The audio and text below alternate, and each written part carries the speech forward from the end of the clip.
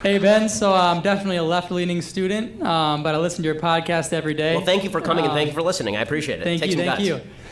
So my question is about race and culture. So while I agree with you that when you look at white America, it's silly to say that the majority of white Americans are actively trying to prevent you from getting to where you want to be. I'm East Indian, and I have definitely experienced some racism, but I never felt as though it keeps Indians from succeeding. So I do think there's a cultural component that supersedes the color of your skin. But I also think that it's naive to say that it just so happens that the same minority groups that have been historically oppressed happen to have cultures that are less conducive to success. I believe that environment can create culture. Can you acknowledge the historical reasonings that led that these so-called unsuccessful cultures and not put blame on these minority groups?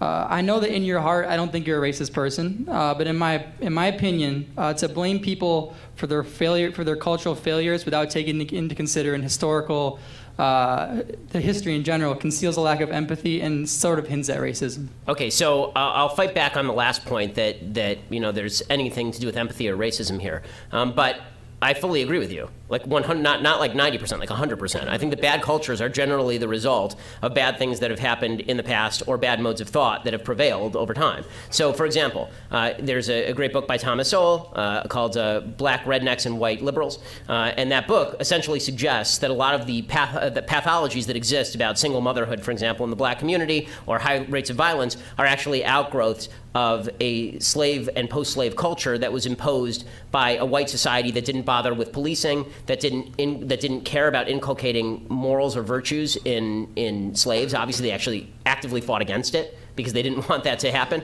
And so there was an active fight from against assimilation by white people, and that created an underground culture that's really bad, and that exists in parts of white America too. It exists in Appalachia. So yes, I think bad cultures have nothing to do with race. I don't think that just because this is why I'm saying I don't know why it borders on racism to say the cultures are bad. Like, some cultures are bad, some cultures are good, and that has nothing to do with race. Charles Murray wrote an entire book called Coming Apart about pathologies in white communities that are really destructive. So bad cultures do arise very often from historical circumstances, including historical discrimination. What I say is that today there's nothing preventing an individual from superseding the culture in which you grew up and making good decisions.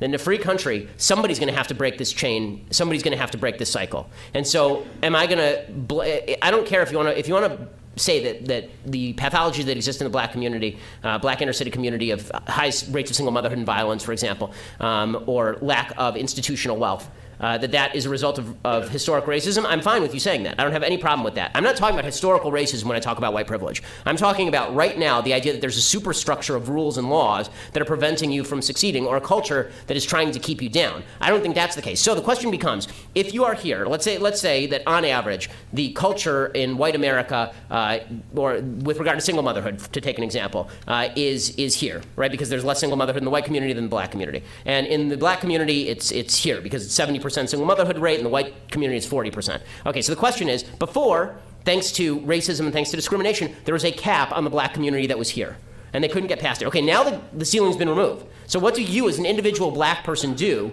to change your life? And I don't think it's helpful, and in fact I think it's actually quite hurtful, to spend an enormous amount of time talking about the legacy of discrimination and racism instead of talking about what can you do right now to fix your problem. This is a general issue that I have in all of my relationships. When my wife comes to me and she says, there's a problem in my life, before we even have the conversation, I say to her, is this a listening conversation, or is this a you want me to fix it conversation?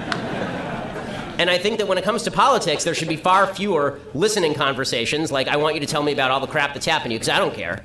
I mean, I care, but it doesn't. But now the question is, what you going to do?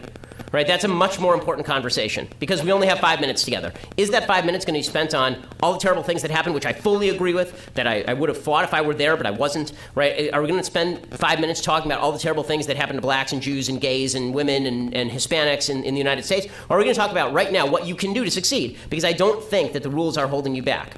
So I've never, ever, at any point suggested that there's not been historic discrimination against black people, or even that current-day poverty is at least in part an outgrowth of that historic discrimination. What I have suggested is that if you are using that historic discrimination as a reason why you are not, as an individual human being, becoming more income mobile and not making good decisions, no one is making the call for you right now as an individual to get that girl pregnant. And that's the argument that I'm making. Can I say one thing? Sure, yeah. So I guess like, would you like? So don't would you have to admit though that between different races and different cultures there are different levels of success, and there's definitely you would expect that somebody who grows up with being able less to succeed, you would expect that would happen in certain communities and certain right. That's why they're called communities. pathologies of culture. Yeah, for sure. I mean, if you grew up in a worse situation than somebody else who grew up in a better situation, of course you're going to grow up having obstacles that other person has to overcome. But that doesn't mean that other person, number one, victimized you. Right? There's no one in America today, for example, who's enslaved a black person that I know of, or if they have, they'd be in jail. I'm sure that nobody in this room, right, none of the young white people in this room were alive during the times of Jim Crow. So the question is, do we take away from the white people in this room to rectify historic injustices, or do we recognize that history is filled with historic injustices, and now we're going to have to find a way to overcome those obstacles together without redistributing income, for example? Now, I have called for movements, for example, for companies to go into inner cities and make a deal with students in inner cities and say to them, listen, you get good grades and we'll pay for your college, and then you come afterward and you work for us for 3 years to pay off that debt. And I think there are things that we can do in the private sector. This is why I think religious communities are so important. I'm not against charity. I'm not against us as individuals going out and helping people. What I am against is the idea that the government can fix this problem, because the government cannot fix historic inequity.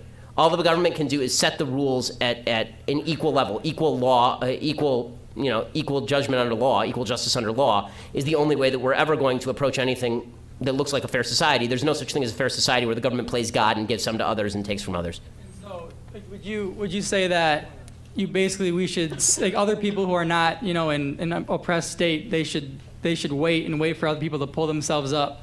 Do you think that's how we should solve it, or do you think there is a moral I think every culture in responsibility? American history, every individual in American history who has succeeded has had a combination of people who help them out, not in the government, people who help them out, and their own capacity to bootstrap it.